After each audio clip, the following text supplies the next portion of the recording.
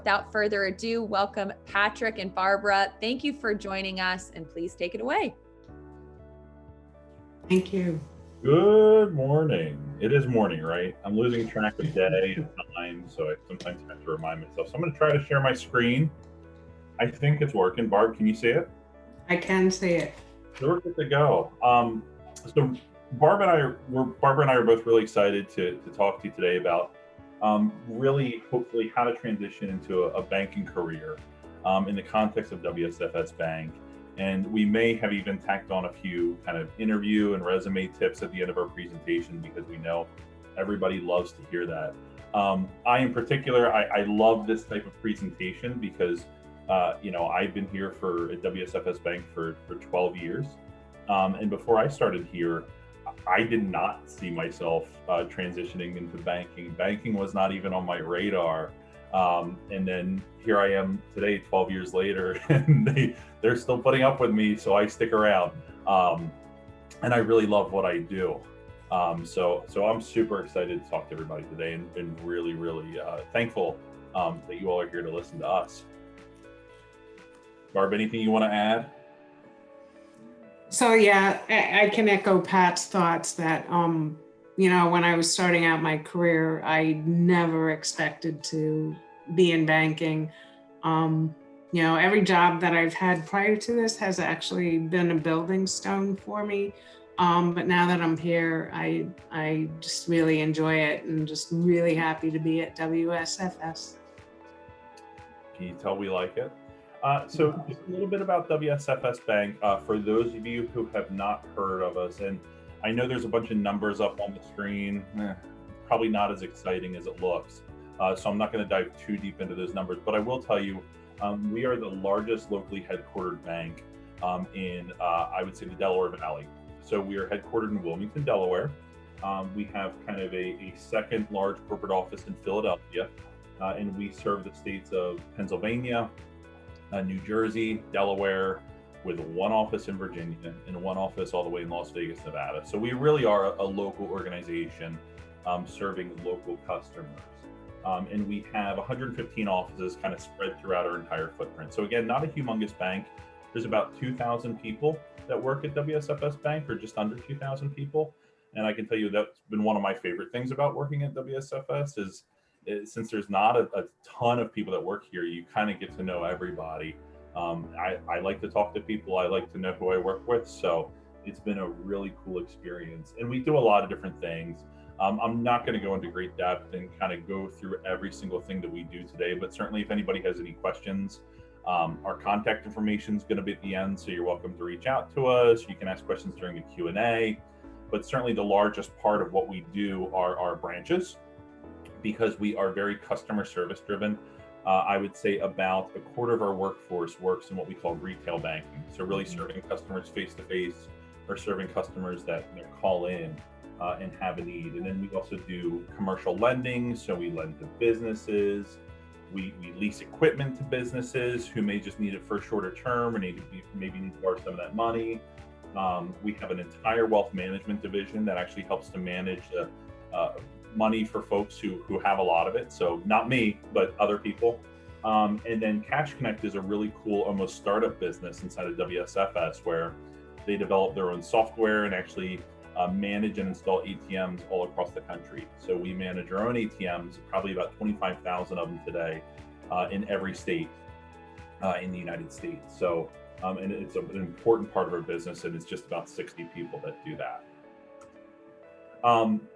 The main, I would say, if somebody were to ask me, and I hope I'm not kind of spoiling anybody's question for later on, but the main reason that I like working for WSFS Bank, and Barb maybe would agree with me, is Definitely our culture.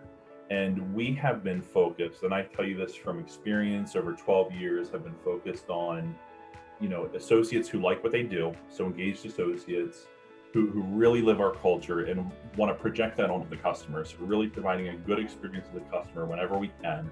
And when we can't, figuring out how to fix it and make the situation better. And just creating kind of a better experience for everybody that we interact with. One of the reasons I started at WSFS Bank was because I was a customer and I would go up to the counter, and everybody was always in a really good mood. And I was like, that's really weird because they're all at work. Why do they all seem to be happy?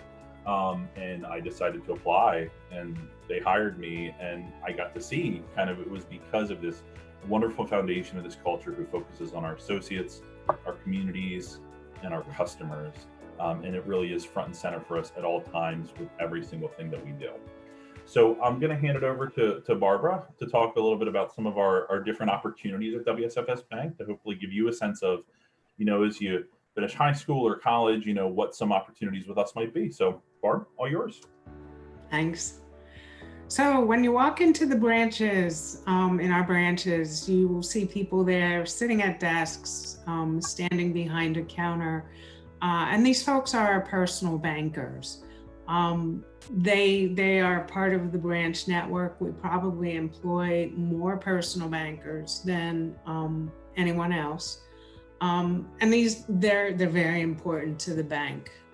These folks talk to our customers, they interact with them, they talk to them about our products, and they help our customers to find the right products and services that help them meet their needs. These folks in our branches, they do become customer advocates. They do take charge of these relationships. Our bankers have customers that will come to them every time they go into the bank. Now the personal bankers are also responsible for a cash drawer. They do cash checks, take deposits, things of that nature. So at the end of the day, the drawer does have to balance. And all of our personal bankers do work to achieve personal deposit and loan relationship goals. So next. So what do we look for in our personal bankers? So our personal bankers do have to have a high school diploma. We do look for people who have experience with face-to-face customer service. Most of the time that can be in a retail setting. We do ask that everyone have prior experience handling cash, being responsible for a drawer, having to balance at the end of the day.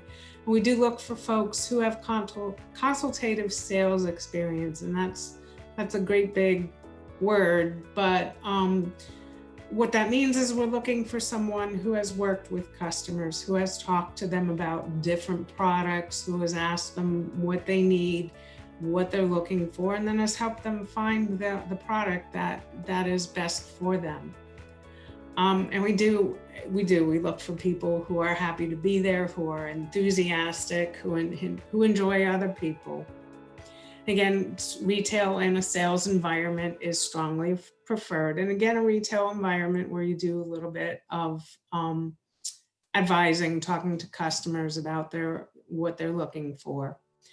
You definitely do have to be able to have attention to detail because that, like I said, at the end of the day, your drawer does have to balance, and we're dealing with people's money, so we have to make sure we're accurate in what we do.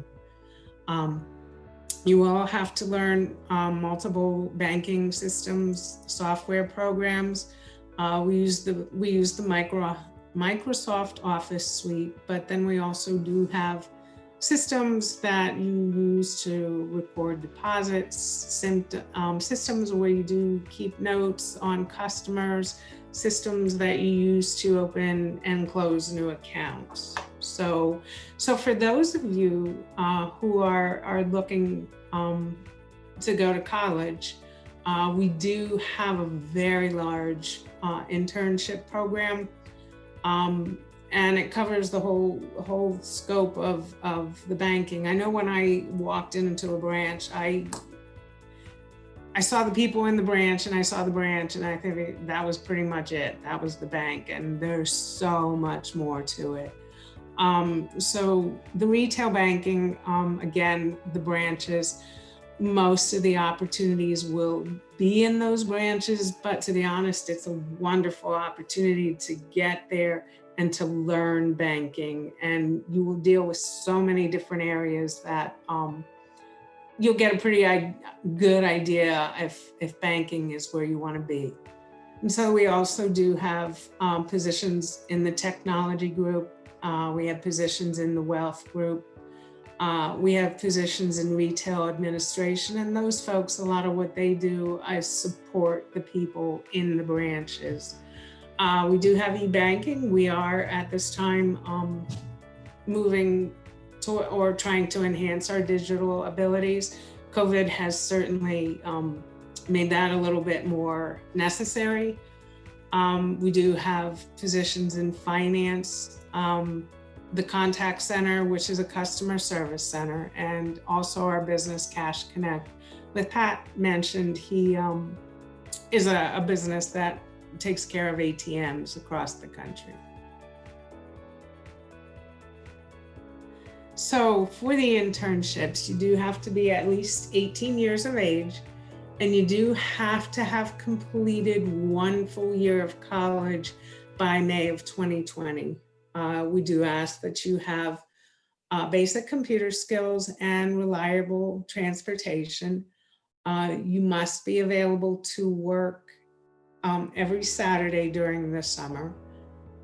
We are definitely looking for someone, and these are for the internships in the branches, looking for someone who has 6 months to a year of cash handling experience and prior face-to-face customer service.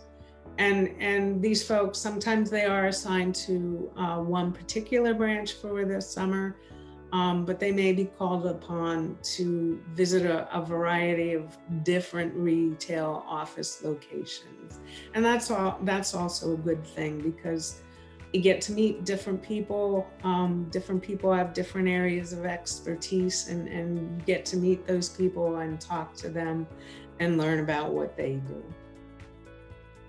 And we will be accepting applications beginning February of 2021. But if you'd be interested in sending a resume now, we'd be more than happy to take a look at them. Thank you, Barb. I'm going to make one quick correction. I actually put together the slide. So you actually have to have a full year of college completed by May 2021 for the 2020 internship program. So I copy paste those on me. So as long as you have finished your freshman year by the time you start as an intern, you're good to go. And thank you, Barb. So I thought I would, and I may fly through this so we have time for Q&A, but I thought we would kind of add, because we know a lot of you are either job seekers now, or you're going to be in the near future, or in the next 4 years, or at some point in your lives, you're going to be looking for a job. So Barbara and I both work in talent acquisition. Our job is to interview people, get them over to the hiring managers for a variety of positions, and then hopefully get them hired. And I thought we would include on here some kind of general application resume tips just for your benefit. And I'm just going to run through these. My favorite one, and I actually kind of added this late, would be to set up a professional voicemail. When you apply for a job, people are going to be calling you. Sometimes you're not going to be available. I cannot tell you how many ringback tones or ringback messages I have heard. I didn't even know they were still a thing. But I hear them. You hear kind of crazy stuff, funny stuff. That's cool if it's your friend, if it's your family member. Probably not so much if it's a prospective future employer. So now's a really good time to set up a professional voicemail. Thank you for calling Patrick Best. I'm unavailable, that kind of thing. And a professional email address. You're going to be communicating a lot through email. And again, I can't tell you how many email addresses I've seen with numbers where I know what they mean, and I know the person knows what they mean. Probably not great for an email address. So if you had a funny one that you used 4 years ago, 3 years ago, it's probably not so funny anymore. Might be time to change it to something a little bit more generic, a little bit more professional. Some general feedback, be prepared to really speak to your experience. A lot of times interviewers are not going to be asking you, how would you handle, for example, how would you handle a difficult customer? But tell me about a time where you handled a difficult customer. So if you're going in for an interview, you really want to think through some of those experiences that you have had in your past that are going to make you a good fit for this role, and be prepared to recall them during an interview. because that's the way to show the prospective employer that you can do the job, is to say, hey, I've done it before and here's exactly how I did it. And get to know the company, really get to know the company. An employer is going to want to know that you want to work for them. For my interview, 12 years ago, my whole thing was, I want to work for you because I'm a customer, and it was I wanted to do this, and I really wanted to work for the company. I didn't even so much care about what job I did, and I'm not saying that's a good thing, but I knew I wanted to work for that company. So make sure you do research on the organization, ask questions about the organization, and try to avoid asking really generic questions that show that you've done no research, because that's going to turn an employer off, whether that's right or wrong. The rest of it's really common sense. Stay positive, dress for success. And when I talk about staying positive, I get a lot of folks who I've seen them roll their eyes when I've asked them questions, because maybe they don't like the question, but something I got to ask. Be aware of your facial expressions. We're watching, we can see all those things. If I think I'm wasting your time, I'm not going to waste too much more of it, especially in an interview.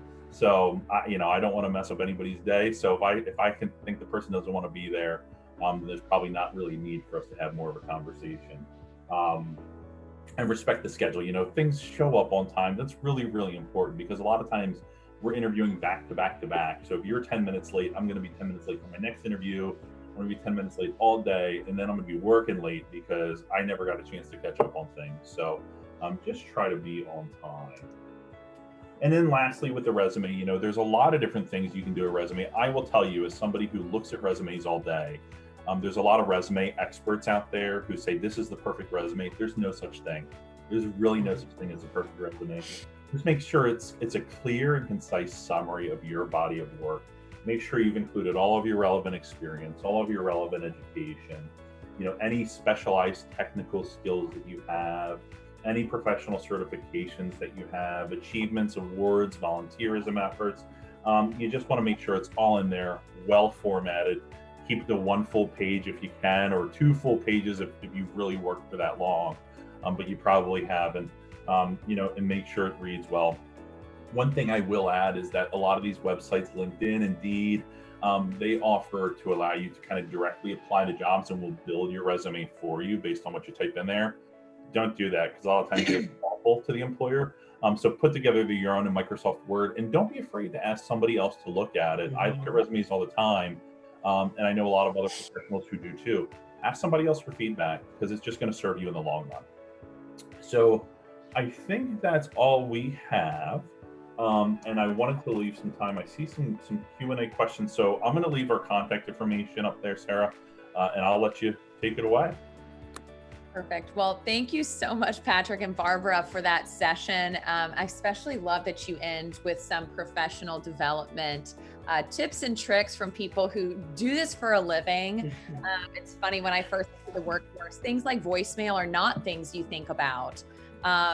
And I also really appreciated what you said about the resume. You do hear that there's a perfect template in place, but your resume should change for every job you apply to and as you progress through your professional career. So thank you for sharing all of that. We do have lots of questions coming in from the Q&A, and we'll probably have this Q&A for about 7 to 8 minutes, everyone. So keep entering those questions. We'll get to as many as we can. The first, Patrick and Barbara, Chris asks, what degree do you need to work at WSFS? Might be multiple. That one? Yeah, so you know what? We have many and varied degrees. Being banking, dealing with money, finance, any business degree would probably do well. I know my degree is in marketing, which has served me well, because now I market positions within a company. So. Perfect. Okay, thank you for sharing that. Our next question comes from a student asking, it seems like Delaware, or Wilmington in particular, is a bit of a financial hub. Would you say that's the case? It is the case. And don't ask me how that got started. I know there are some favorable laws and regulations around, especially operating out of the state of Delaware. But yeah, over time, it's just kind of how it's happened. I mean, a lot of the Northeast corridor really is a financial hub. Cherry Hill, New Jersey, Philadelphia, also financial hubs. Delaware used to have a lot of credit card companies, and we still have the remnants of those. But one of the things we've been fortunate to do is to be, we've been around for 100, and I have to do the math, since 1832. So this was around since before actually Wilmington was the city of Wilmington, and before there was any financial hub. It's just happenstance that we're still here. Great, that's pretty impressive. So our next question is kind of in relation to currently what's going on in the workforce with COVID. And so just asking, has COVID slowed things down for WSFS, or are things operating normally for you all? It hasn't slowed us down at all. And in fact, I think we're busier than we've ever been. Some of the government programs have contributed to that, but we as a team onboarded 35 people last month. So we're as busy as we've ever been. Well, it's a relief to hear that whenever any business can say that things are still running smoothly and even hiring during this time. So that's great to hear. Our next question is a fun one. What's one cool employee benefit of working at WSFS? So personally, I took advantage of the tuition reimbursement. We have a tuition reimbursement program where we reimburse up to $3,000 annually for undergraduate degrees and up to $5,000 annually for graduate degrees. I finished my undergrad while I was working at WSFS, and I'm actually finishing my master's degree now. While I work at WSFS, I just do it in the evenings. So if they want to pay for a part of it, by all means, let them do it. It's less that has to come out of my pocket. So I love that benefit, but I might be partial. A great benefit. Fantastic. Okay, Emily asked our next question. As a high school student interested in accounting and finance, what advice do you have for me to be successful?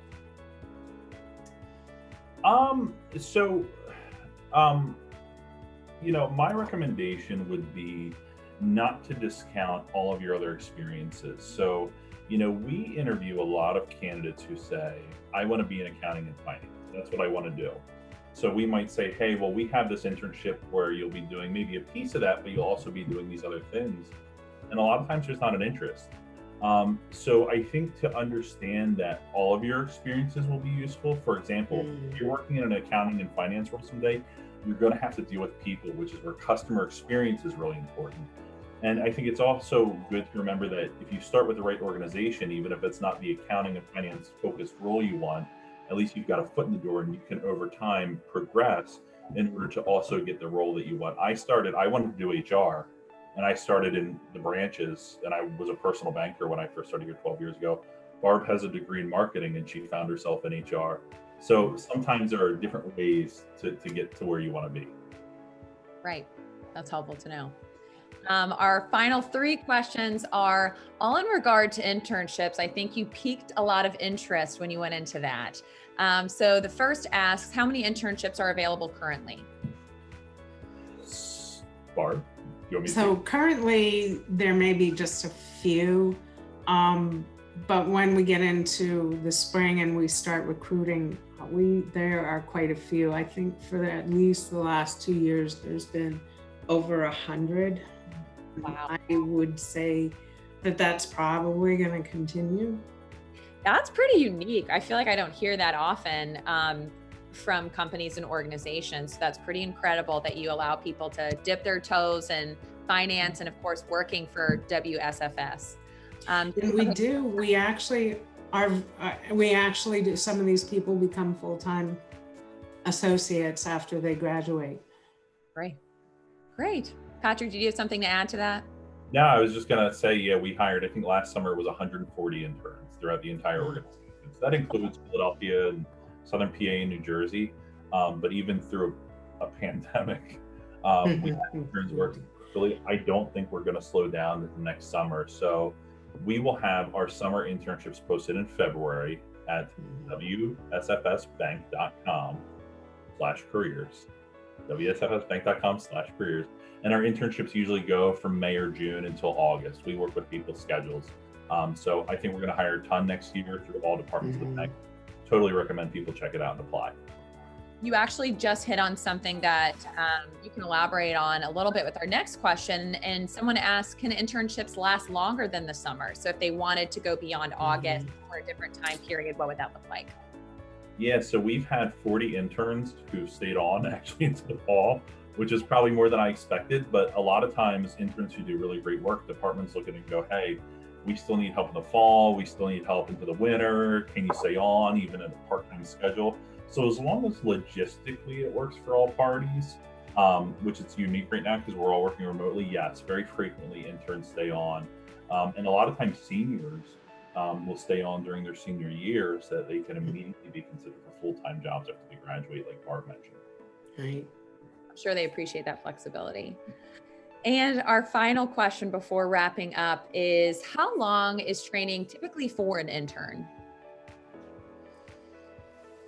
So the training, it's pretty quick in the summer because they're not there all that long. The folks who are in the branches will go through 5 days of training. Those who aren't go right to the departments and work with the managers and the other associates within the department, and that's how they learn. Okay. Well, thank you for sharing that.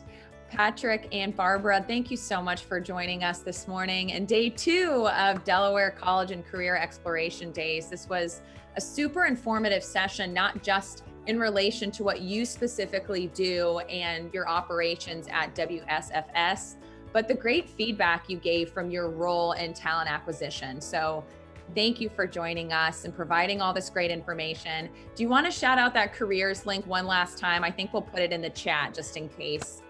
Sure, it's www.wsfsbank.com/careers. Perfect.